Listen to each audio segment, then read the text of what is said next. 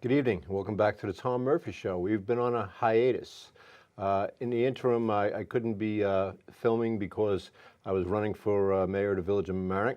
I was very blessed and lucky to attain that office. I am now mayor of the village of Mamaroneck. This is my first show back, and I'm very, very, very honored to have as my guest somebody else who is running for office and who is lucky and privileged enough to get elected, County Executive George Latimer. Tom, it's great to be with you. Congratulations on your win, and look forward to working with you now in another set of circumstances from our prior ones. Yes, I'll have a wish list for you. I'm sure. It'll all be expensive. George, you know, it was a hard-fought campaign. You won by a rather comfortable margin. There must be some satisfaction in that, because I know, how hard a campaign is. You put your heart and soul into it. But now you're county executive. You've been in office for about a month almost, right? Yeah, not quite. Not quite. Close. 3 weeks. So how's it going? Well, I think it's you put the campaign behind you pretty quickly.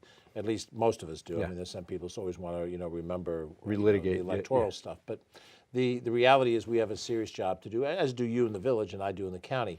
Westchester County is almost 1 million people. The county government is about 4,000 people that work for the county in a host of different policy areas. The budget is $1.8 billion, so that's a serious amount of money. And we have serious responsibilities. We're tasked by the state to deliver social services.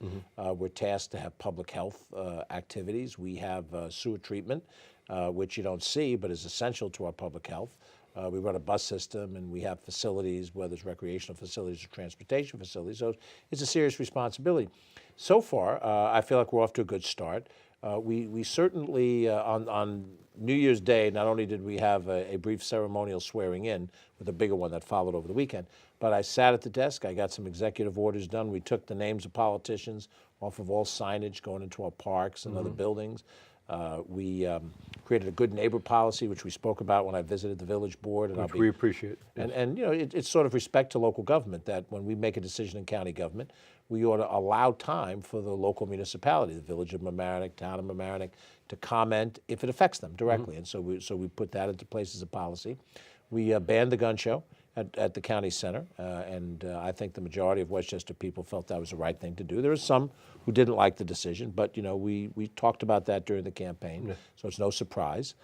We started to move on some union contracts that were delayed, and the contracts were fully funded at the community college, but we've moved them down to the board.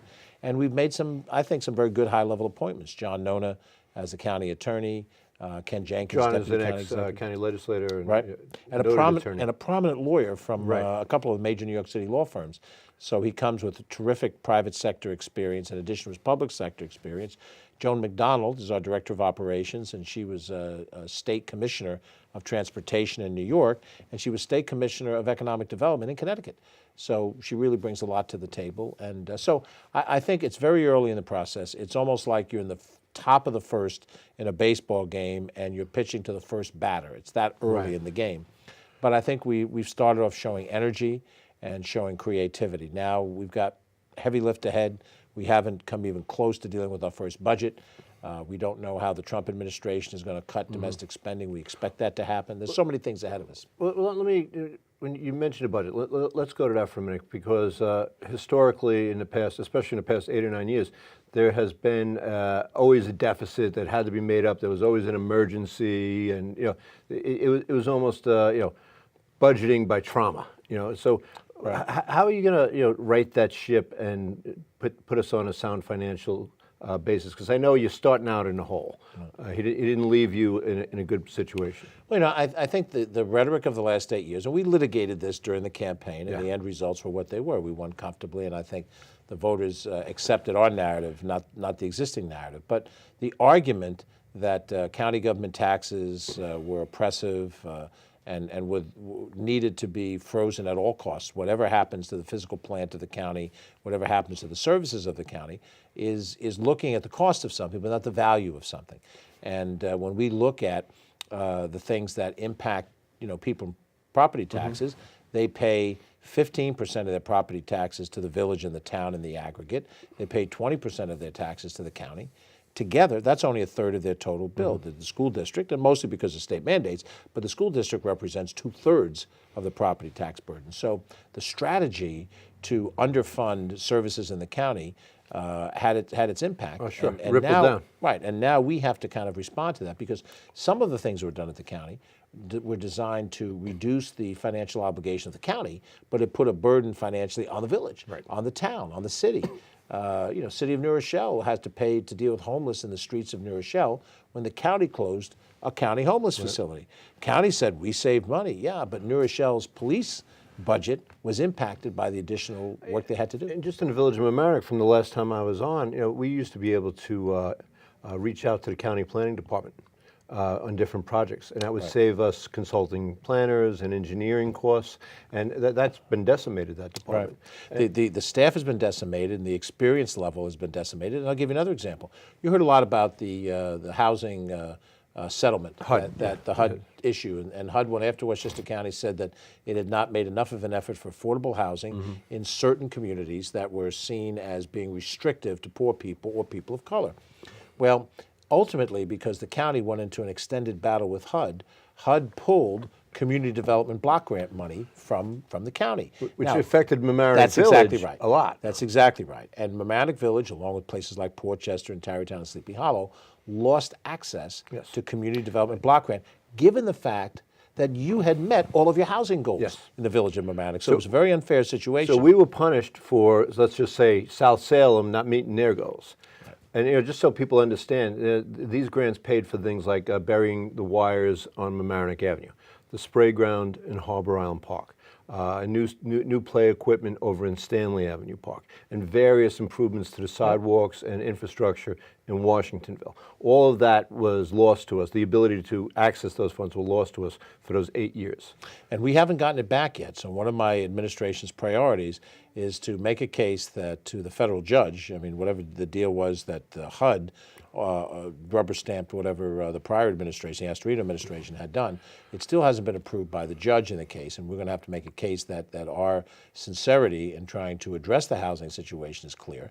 And if we can make that case, then we can, go back and recapture the CDBG money, which is important. And by the way, those improvements that you talked about, they're valuable improvements, and they don't come out of the pocket of the property taxpayers of the village of Mamaroneck. It came from the federal government. And in that case, however that happens, Mamaroneck Village should not have been punished when it had done its job More than in its fair affordable share. housing. Absolutely. Well, the Washingtonville Housing Alliance for many years, the projects it has. You have to go back a ways, but you can start with Halstead Manor and a number of other facilities that the village was able to accept. So, long story short, I've got a lot of catching up and cleaning up to do. I don't do it with rancor. This is not about they did this and we're blaming them. We believe But it's important for people to know the situation that we're currently in. Right, and when we get to our budgetary situation, we run on a fiscal year, calendar year. January to January. Right, so we're operating now with a budget that was approved at the end of December. But when we get to putting our budget together during the summertime, heading into the fall season, we're going to have some very big problems because there are a lot of one-shot deals that were done at the airport. Now, if I give you a one-shot allocation of money, however much that is, the next year you now have a gap. You got to make that up. Right, Yeah. because you took this much to balance your budget. It's balanced this year, but it's not balanced for the next year. And we face that in a number of different areas. So probably we'll be having conversations on TV and otherwise as the year goes along. But in starting the process, I'm trying to open a clear line of communications with residents. The coffee and conversations that you knew us from back in my days with Judy Myers and then later with Catherine Parker and Steve Otis, we're now doing that on a county legislative level. My visit to your board, and I'll be doing the same to the town board and the Larchmont Village board and all the other ones, is a sign of trying to change a new relationship and a new communication. But that's just the symbolism of the job, the substance of the job, the heavy lifting of the fiscal policies. That's all ahead of us. Yeah, and you have your work cut off here. I know you talked about in the campaign possibly having the controller's office do an audit. Is that still? Yes. We wrote on the very first day, on January 1st, my first day in the office, I was behind my desk on the 9th floor of the county office building, and one of the things I did was send out a request to the state controller, Tom DiNapoli, to send a team of people down to the county and review in general, I would call it not really an audit, but a fiscal review, to review our policies, because we've had problems with cash flow at the county. Contracts. Right. We've had revenue I mean, we're getting a little weeds here, but revenue and tax anticipation notes to front money that's going to be coming in at some point in time thereafter. So that's short-term borrowing. We've had a downgrade in our bond ratings in 2 of the 3 agencies. No, one downgrade and one put us on negative outlook. And those things are serious, and they bespeak of fiscal policies, and that's what I want to get at. I want to get at what are the fiscal policies we've had that have led us to this point, and then let the Comptroller's Office articulate what the changes are, so that or changes that are needed, so that we're pretty clearly going to redirect this in a more sound fiscal way. You'll talk to people, Tom, I'm sure you get this all the time. What are my taxes? How are my taxes going up? Yeah. If the answer to that is, well, we're not going to raise your taxes, then they stop being interested in any further conversation. They don't necessarily want to hear what's happening with the sewer treatment plant. No. They don't necessarily want to hear what's happening with the county-owned park or Saxon Woods. They don't necessarily want to hear with how we supporting the infrastructure for fire services, which the Mamaroneck Village and Town Fire Department people go through. We've got to make sure that people understand the totality of cost and value in some equation. And also, the county, the village, the village of Largemont, the village of Mamaroneck, the town of Mamaroneck, we're old suburbs. We've been around a long time. And these aren't new developments that we have here. So we have problems with infrastructure.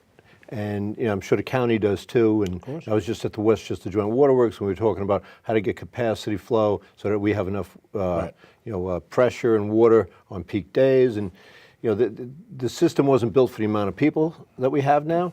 And I think we have to constantly tell our constituents there are problems here, and those problems are going to cost money. And I don't like to tell people that, but I really wouldn't be doing my job, and you wouldn't be doing your job if we didn't level with them and say, this is a beautiful community. It costs money to keep it a beautiful community. And I think one of the problems that we have to deal with as public officials is that we have, at the county level of government, a series of services that are not equally consumed by everybody. Exactly. Or they're not visible services. Sewer treatment, not a great topic to have before you go out to dinner. But the sewer treatment function is what gives us our public health. Yes. We don't have, as in a third world country, open waterways with sewerage and all of the things that are bred by that. But the sewer system that we have involves some contribution by the municipal governments and a significant one by the county. And we're under mandates at all times to upgrade that system. You see it by the work that's going on in Mamaroneck Harbor Island plant, down in New Rochelle, big changes there, Portchester and Rye and so on. So in something like that, the average person who's worried about their taxes, their contribution that has to go to a government, if they don't understand or see what the correlation of the taxes they pay is with the services they get, well, they don't see sewerage. They don't see, for example, that the county has a major role when the village picks up their garbage and recyclables. And they say, oh, the village took away my garbage, which is true. But they bring it to the county. But it goes to a county transfer station, and the county disposes of it in Charles Point or the material recovery facilities in Yonkers and Up County. And so one of the things that happen is people, if they don't know what the correlation of the dollars are, they assume it's poorly spent. They assume it's spent for frivolity or duplication of services. Here's the nub of all of this, and I think this is where the last election now turns into policy. We live in a representative form of government. The voters of a community, the village of Mamaroneck, they elect 5 people to make decisions in the courtroom on Mount Pleasant Avenue. It's not town hall meeting where everybody in the town, like some small town in Vermont, comes out and they have a plebiscite with everything. And they hold us accountable. You run on 2-year terms. All those years that I was a legislator, I had a 2-year term.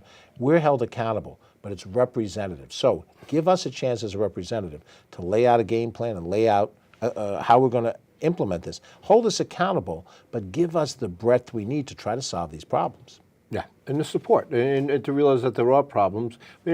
I think that one thing I've always admired about you, and I've tried to emulate, is to let people know honestly when there is a problem.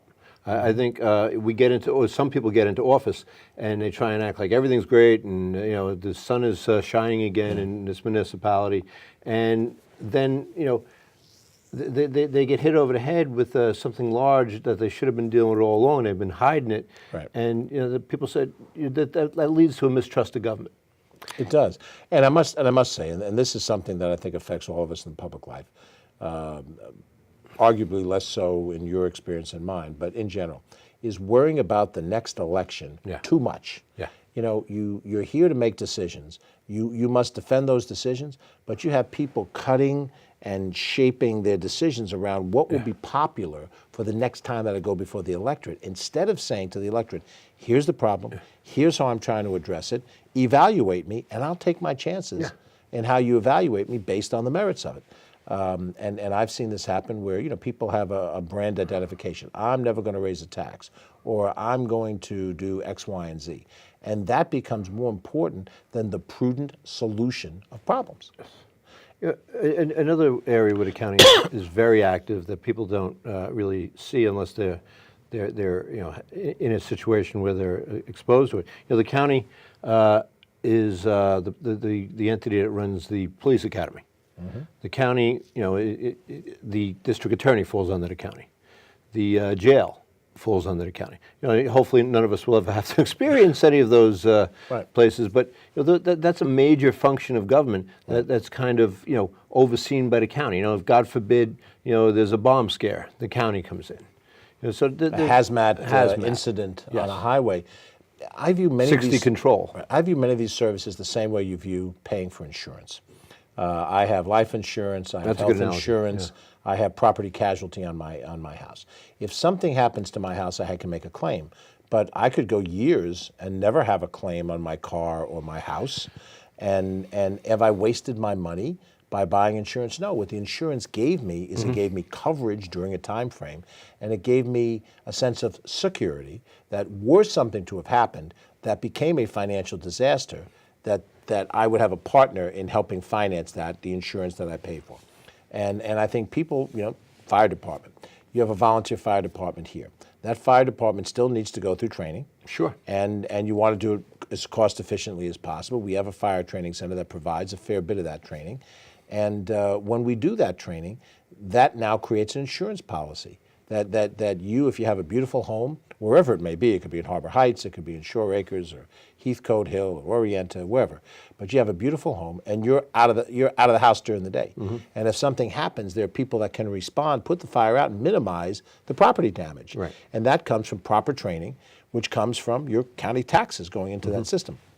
Which keeps your insurance rates low, too. Right. But you may never have that fire, so therefore people say, well, what is my county taxes going for? Well, what is my insurance going for? Yeah. You know, it's going to give me coverage and protection during that period of time. Well, a lot of us never ride the buses, but the buses are essential to keeping, you know, workers in the community and making this, you know, everybody have a stake in the community. And up the line in Portchester, right off the same line that stops in Mamaroneck, if you ever got off the train in Portchester and you go underneath the trestle on Westchester Avenue, you'll see in the mornings a queue up of a lot of people that get on a county bus. There are people who don't have cars, and many of them are, you know, folks from the Hispanic community. They get on that bus, they go down Westchester Avenue, and they get off at the various hotels and office buildings, and they work.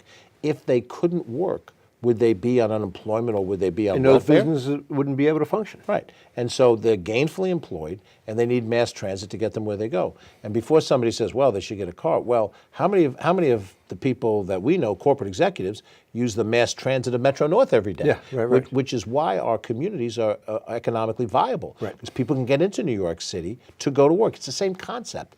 It's just a different slice of the society that benefits from it. And I think you touched on a good point there. I think we have to recognize that we're all in this together. And it can't just be, government isn't just what I need and the heck with everybody else. Right. You know, I don't want to pay school taxes anymore because my kids are out of school. You know, I'll pay school taxes because I don't want to live in a community with stupid kids. You know what I mean? That causes problems.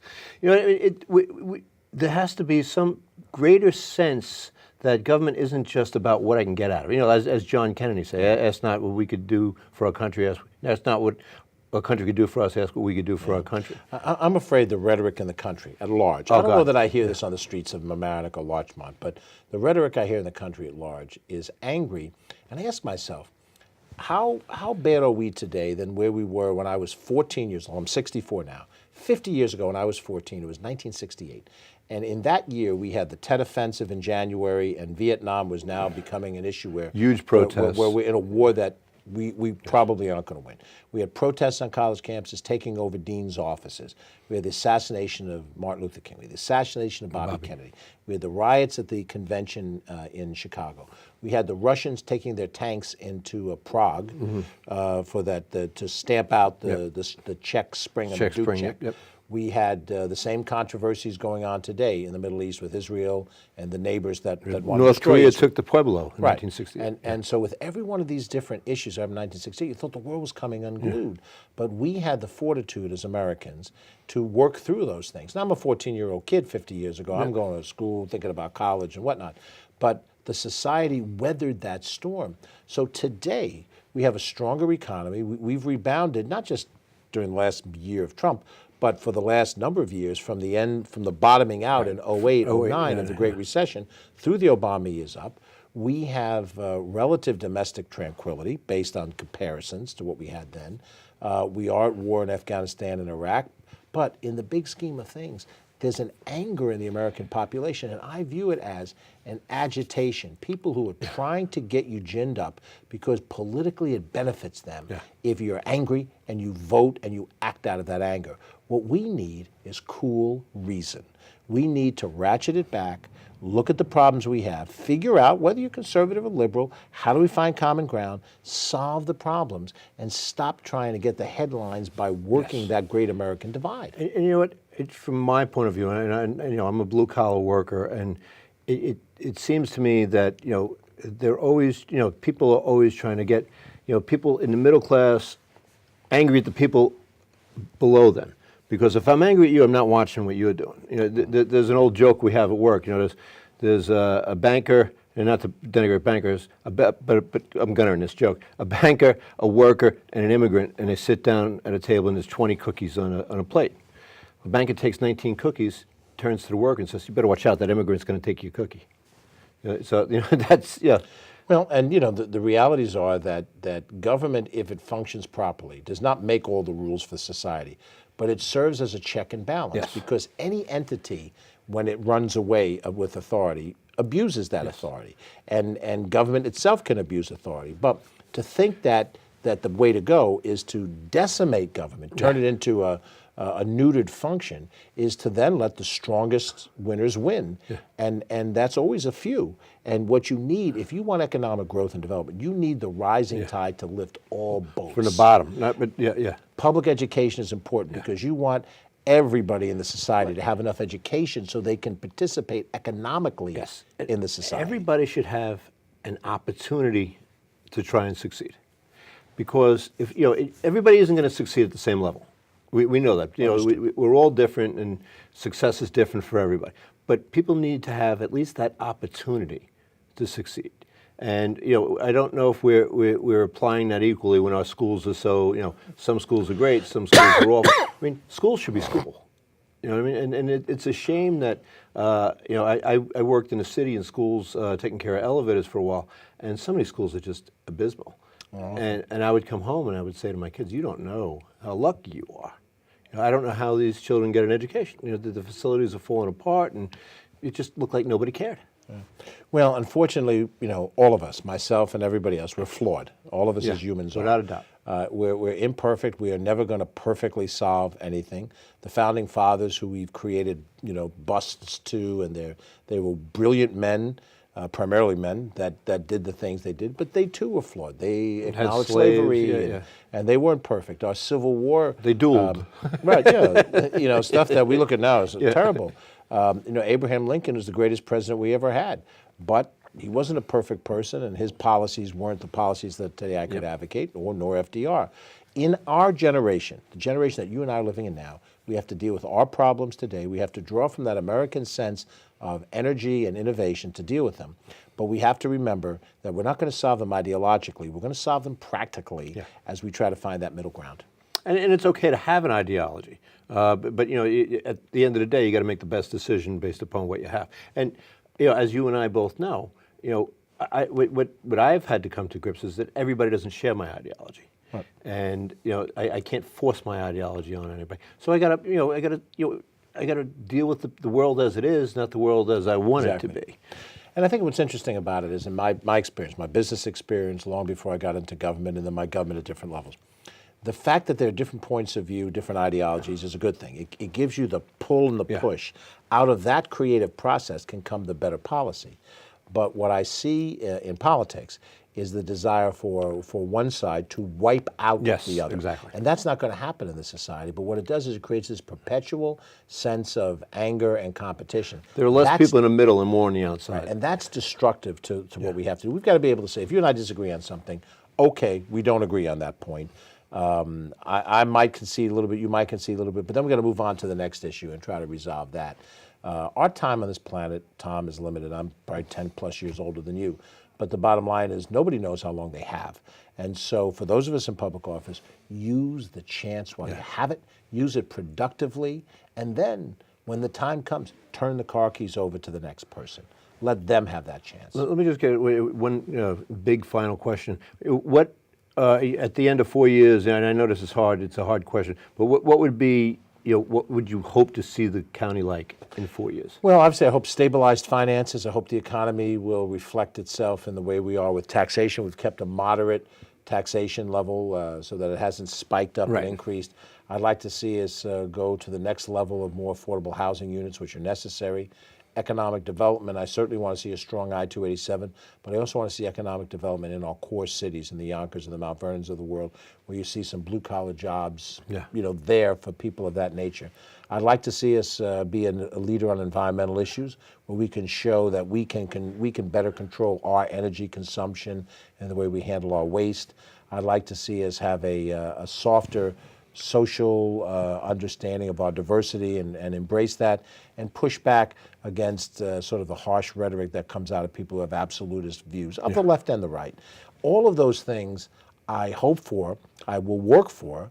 I don't have an expectation that we're going to solve all of those things, but we will work in that direction, and that will justify the things that I said in the campaign trail about intent and hopefully then execution and then result.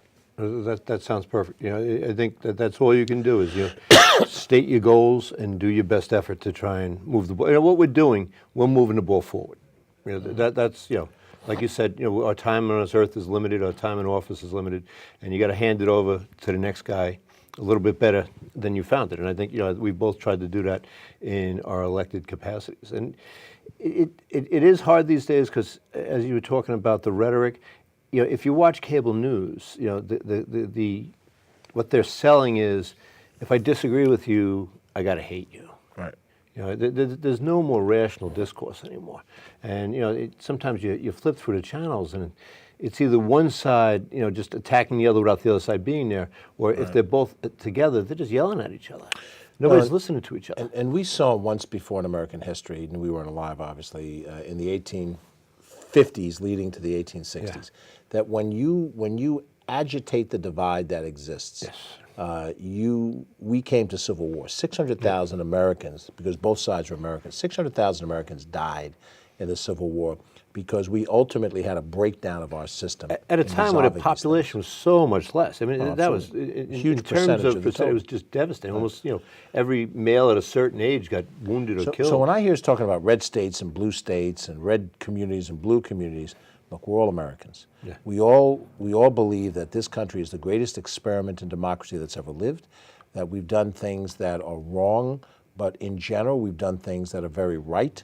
We have a society that accepts that you can worship the way you want to worship, that you can pursue the career you want to pursue. That's what our goal is. Great. Thank you, Judge. I got to wrap up, but I thank you very much for coming. Always a pleasure. And we will continue this conversation, I'm sure, in diners and around the community. You're the most accessible county executive so far that I've ever seen, and I'm looking forward to going up to the night floor to visit you sometime. Be my guest. Come on up, bring the rest of the board. Okay, thank you, George. My pleasure, Tom. Thanks a lot. Good luck. No problem, thank you. This was a good conversation. Yeah. I knew we had one.